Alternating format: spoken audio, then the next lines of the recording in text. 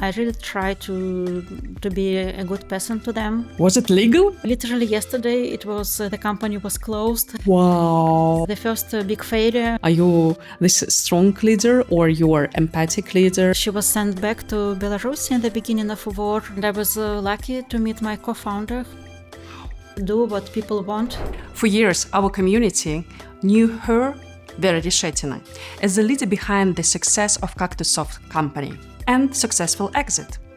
She's rarely given interviews, and now we have this opportunity to learn how she is becoming a serial entrepreneur and inspiring female leader. I'm Hanna, and you're watching their first season of podcast Talks with Hanna, a space where we're meeting role models within the community of women in tech and those ladies who build careers in technologies. We talk about business, AI impact on the industry, and leadership. Stay tuned, comment, like, share, and subscribe to our YouTube channel. It helps us and it also inspires other women. Thank you. Vera, thank you for coming for our podcast. It's really a great honor to have you here today. And for sure, you're a leader in tech, and you've been building enterprises in different locations, in different parts of business, actually. You've been like outsourcing, HR tech, now it is health tech. Within all this expertise and profile, how would you like to be presented for the audience of this podcast? Who are you, Vera? Hi, Anna. Thank you for having me. It's a real pleasure to join you. And this project, it looks so interesting because we in Belarus, we have so many amazing founders, and including female founders. So I'm very honored and pleased to be here.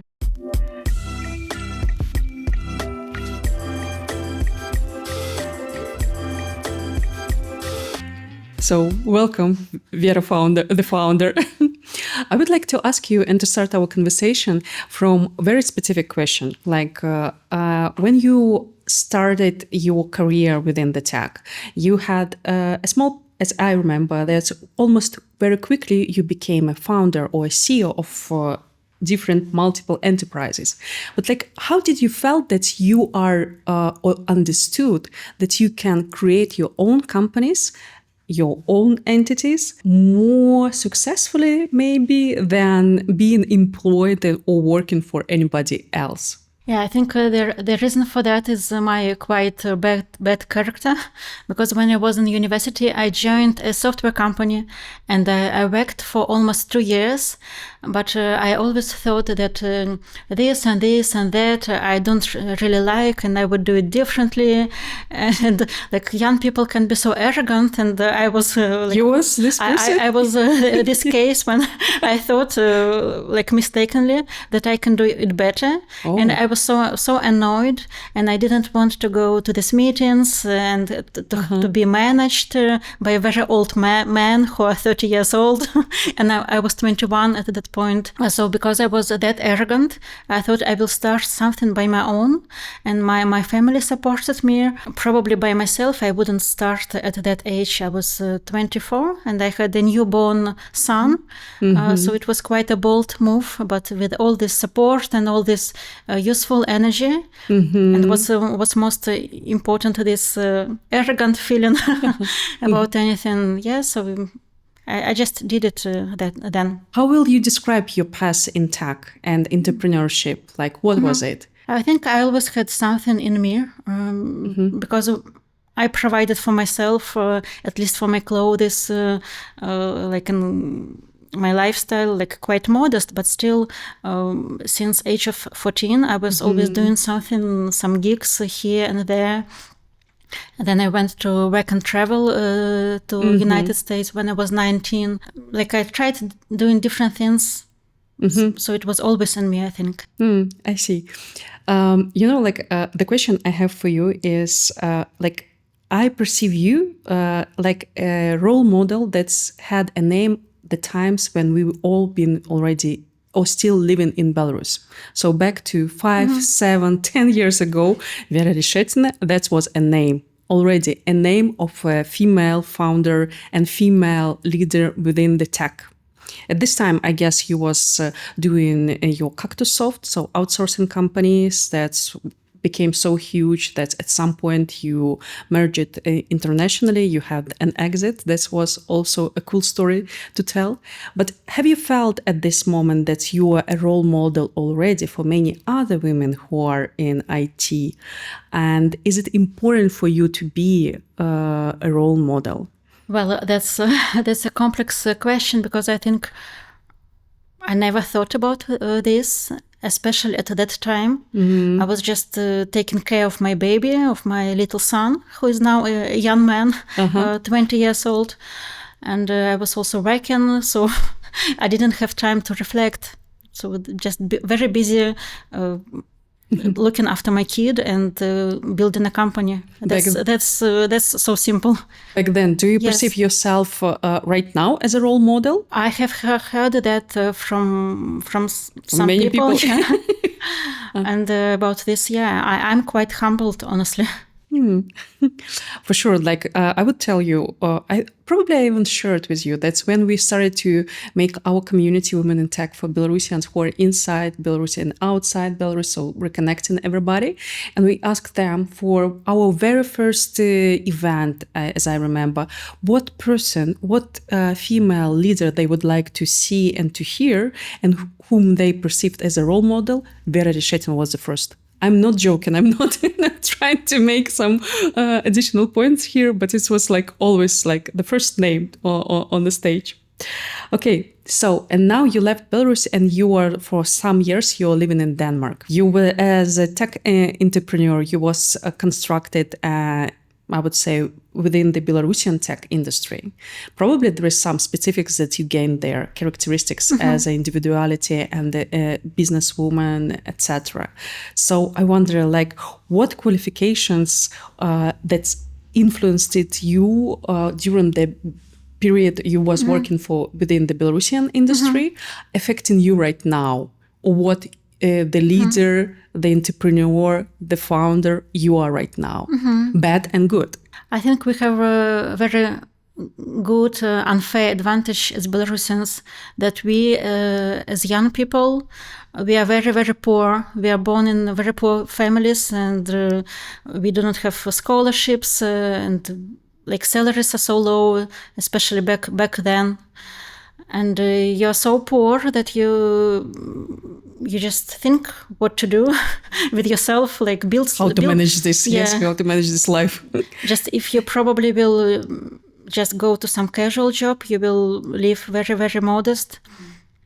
And so I think because of this close to poverty, it's almost inside you, and you always remember this, and it gives you some drive and energy, and that's to do something. Yes, to make something of yourself. Because it's not what happened often in Western world. You should have this like energy and some drive. So you feel that Western are more like confident within their day-to-day life, and they have more opportunities to live calmer. Absolutely. And like I work in Denmark, work and live for 6 years now. Already? I go to many events like professional, startup, tech, and there are almost zero young people. While in Belarus, I remember we even hired guys who were still in school, like 16, 17. Was it legal? Yes, if it's not full time. And people have so much energy, so many ideas already at maybe 14, 15, and it's absolutely okay. While in rich countries, you are still thinking about like your parties, your emotional state, right? Entertainment. Yes, that's interesting for sure. So you have this driving energy inside you to create. That is what you're bringing from Belarus. And many of us who were born and raised in Belarus, they have it. Yeah, and that's a very cool thing, actually. I agree with you totally. But like when you started rebuilding, I would say your maybe at some point life, yes, in Denmark, what was the most difficult thing to rebuild? I don't know, maybe the network or to adjust for the system, mentality of people around? Because like pretty different countries, different in many, many ways. So yeah, it's very different. Again, I was lucky to work with Danish customers for more than 10 years before I moved there, and I was visiting Copenhagen many times. So I knew like approximately what I'm doing. But again, it's my arrogance and my sometimes overconfidence. I didn't know like where I'm really going. How it will go. Of course, I had no idea. You wouldn't go there now if you knew what you're going to face. It's now you cannot do A/B testing in your life so easily as we can do in marketing. Yeah, I think it's not the best choice, but But it was quite difficult. But at the moment, do you feel already that some kind of Nordic mentality? I'm not aware a lot about what is happening in Nordic countries. I have like pretty stereotypical overview, understanding where is it. But still, like I have some ideas that people are maybe more softer, they're like slower at some time. I perceive it's like this. So, but this Nordic mentality, has it affected you or constructed somehow in your professional routine? In many ways, I'm inspired by their lifestyle and their attitude to life and attitude to each other. So I learn a lot of cool things from them. Like what, for instance, if you can say? Like living in presence, like spending more time with your kids.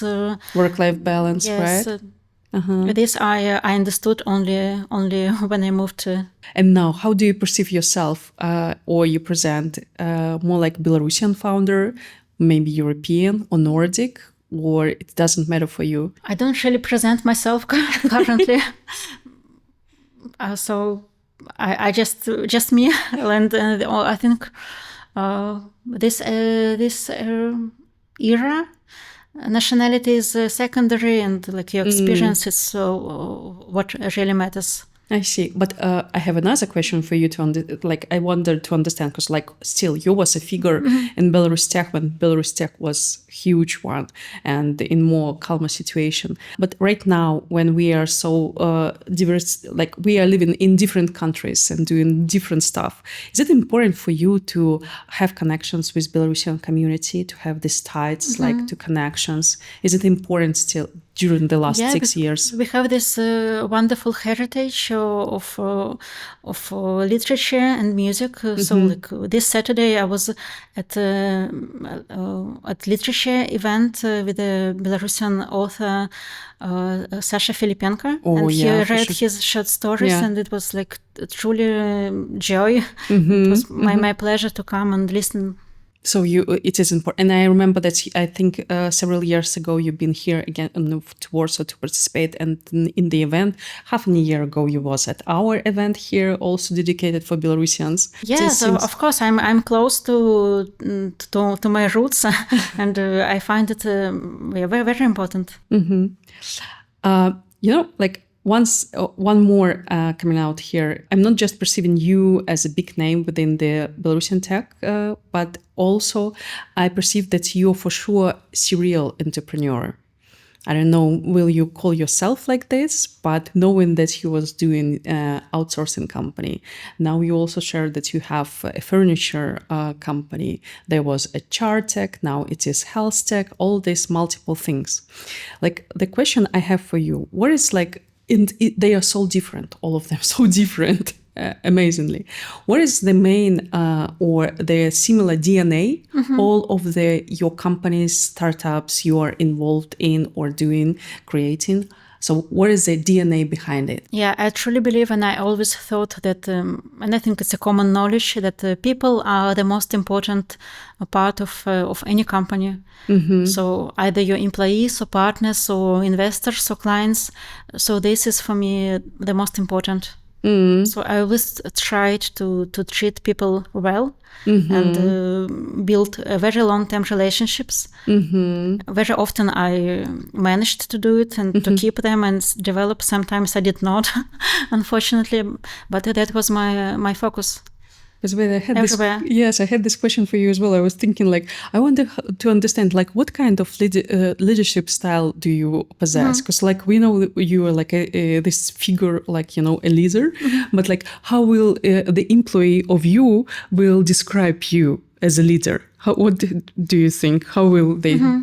What will they say about you? Well, it's difficult to think. To know what others think, but I hope that they see that I really try to be a good person to them, to help them develop themselves and to help solve their issues. Yeah, why I'm asking, because you've started to say that you've decided to go and make your own company because you didn't like so many what was happening in other companies. So how does it affect the teams you are working with? Are you this strong leader, or you are empathic leader, or? I think I'm more like empathic, and I lack such like I'm not a control freak at all. Oh, super! And but I try to find somebody who will be control freak for you. Not for me, but I try to build diverse teams, so with a different because somebody in the team should be more like flying somewhere. Somebody should be creative. Somebody should be like a little bit not boring, but strict and controlling. Yes, and following all rules. So like it should be all types of personality. Getting back for how you manage or you are launching your enterprises again. You have so many.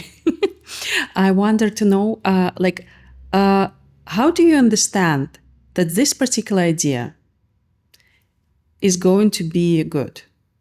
What signals you should see within the area industry that you say, yes, I'm doing this, or I'm going there? I do obviously market research. I look at the competitors, like different analytical reports. I talk to people, but none of this can give you 100% guarantee that what you will do is really what people need.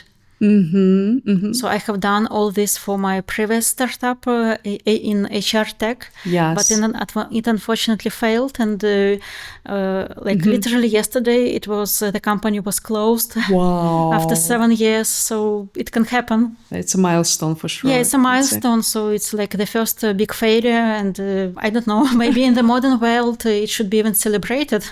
That feels like. Still, you have a lot of companies that are ongoing, yes? So, but for instance, talking about your latest product, why did you decide to go for HealthTech? Because in the track of what you are doing or what you was doing, I haven't seen that you was working for HealthTech before. Maybe I missed something. I want to understand how for you this idea came this after HR tech, after furniture company, and after outsourcing. That's, I'm going for HealthTech. Yeah, actually, in my outsourcing company, we made a lot of software projects in HealthTech industry, but it was like we just developed projects for other companies, and we were not making either product ownerships, functions. So it was not. I think it cannot be even compared. And the idea, I was looking for something like that. And I was lucky to meet my co-founder, who came to me 4 years ago with this brilliant idea to build a super app for hypertensive sufferers. And it's a huge market. In America, half adults have high blood pressure, and in Europe it's 1/3. So it's really like number one problem in healthcare. So I supported him and I joined him, and I made decision on the first meeting, actually, because I really thought it's very cool what he told me. Did you know each other before? No. Where the trust goes? Like the trust that you trust him, he trusts you? We met on a quite sad occasion because In Denmark, immigration policy is so strict that you only do one small mistake in paperwork and you are getting deported. And this happened to my daughter, and she was sent back to Belarus in the beginning of war for half a year, while I could take her back while I was preparing all new documents. And my co-founder, he had a similar situation with his son. Wow. So we met to share these experiences with Danish immigration services, but it led to this beautiful partnership, and we truly enjoy working together now. I guess 6 months ago, you've been for the HealthTech conference that we've been making here, and you were sharing this, how you're doing this project, and that's it. But what in this 6 last months, what has happened? Like, what milestones have you achieved? What is the news from Heartery? So we are developing the product further. We got a grant from Innovation Fund of Denmark. It's not huge, but it's enough to develop the product and to get new users, new positive reviews. We are very highly ranked on App Store, and we got many 5-star reviews. We are very proud of them. So it shows that what we are doing is needed by people. How many users already? Do you have any users already? We are just in the early stages, so we have 60,000 users. Oh, that's still cool. And what are you going to do in the next year or two? So now the product is ready, and our main focus now is growth, so marketing, sales. And you're entering from United States of America, as I can understand from what you say. Yes, so that's our primary market, while my co-founder and me, we are based in Denmark. Wow. And our medical team is in Denmark. And it's actually very good for reputation of the company, because Denmark is well known for its healthcare company. So it has this reputation of a hub for health industry. I see. Okay, another area I would like to ask you many questions actually. You're not just a founder, you're not just an entrepreneur, you're not just women in tech, but you're also a mother of 3, if I'm not mistaken. Yeah, I am. Wow. How do you manage it all?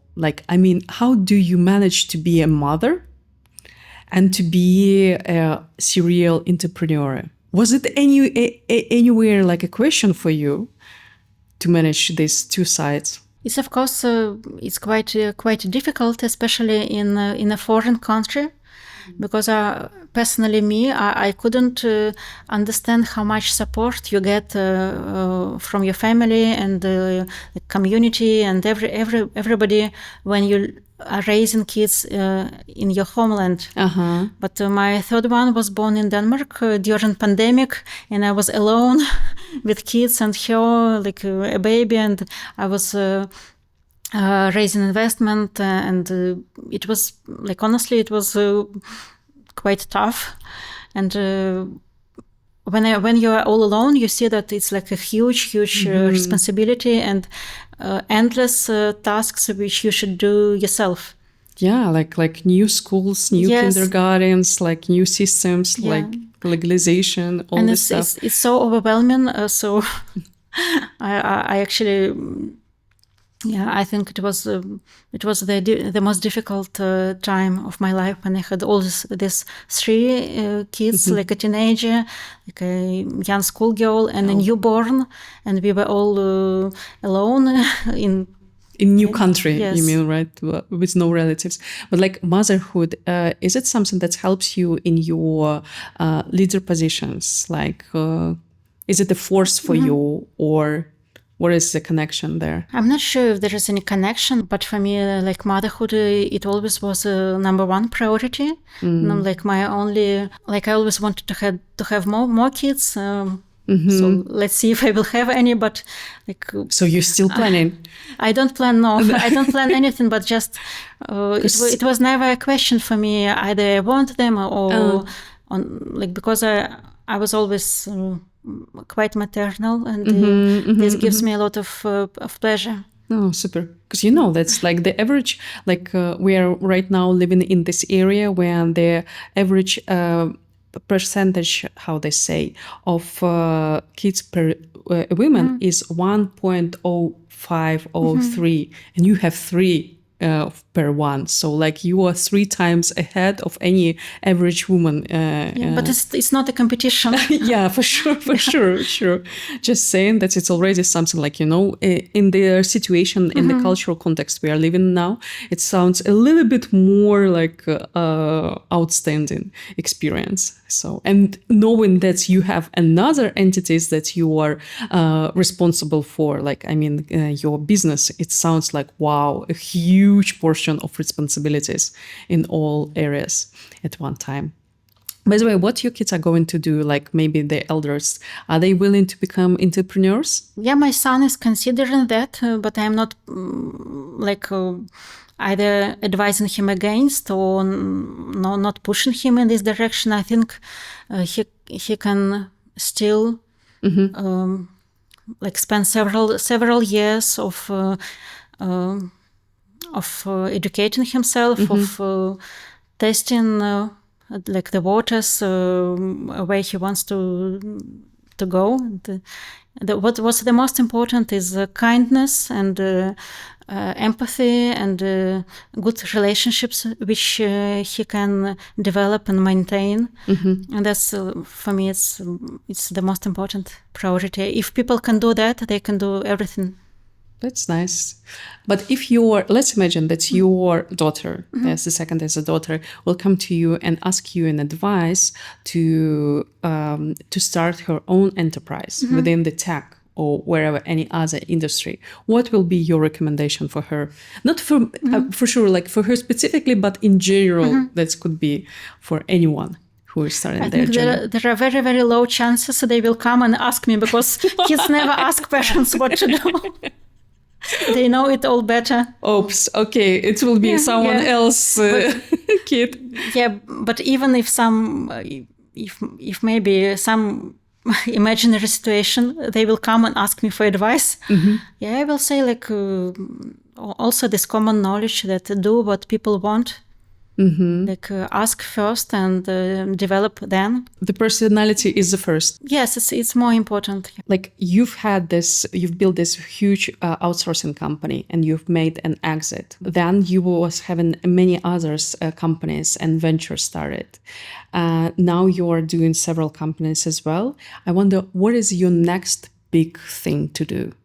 What are you dreaming right now, or where are you going? I don't know, maybe for anything. Yeah, I'm very proud to work on my health app, because I think this market is so huge and underserved. More than 1 billion point 4 people around the globe have hypertension, and that's what we are trying to help them live healthier and happier. So this makes me very excited. So are you willing to take all the market there? We hope so. To become number one. That sounds super cool. For the ladies, I don't know, those who are listening us, because for sure there are going to be a lot of people and ladies who are really wanting to start their own enterprises. They could be living in Minsk now, in Vilnius, in Copenhagen, whatsoever. What will you recommend them to do right now if they want to start their entities, but they're maybe a little bit humble, or they are, for instance, are not so self-confident as other people that are starting? What will be your recommendation for them to do within a small step within a month? Yeah, small steps actually matters, and just to do something, maybe say people in your network that you're starting this thing, register a company, make a website, and once you are already making this commitment to people around you, it's easier to move forward. Sure, so just start. Yeah, and even like you say, on small steps matter. Maybe one step a day, and little by little it will develop to something. That was Vera Reshetina. This series of episodes is made and brought for you by Women in Tech project with partnership with Center for Gender Studies at EHU, funded by European Union. Stay tuned, comment, like, share, and subscribe to our YouTube channel. It helps us and it also inspires other women. Thank you.